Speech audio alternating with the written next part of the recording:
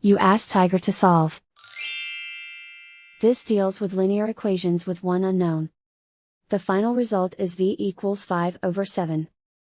Let's solve it step by step. Group all constants on the right side of the equation. Add 35 to both sides. Simplify the arithmetic.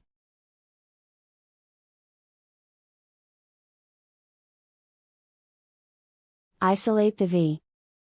Divide both sides by 49. Simplify the fraction.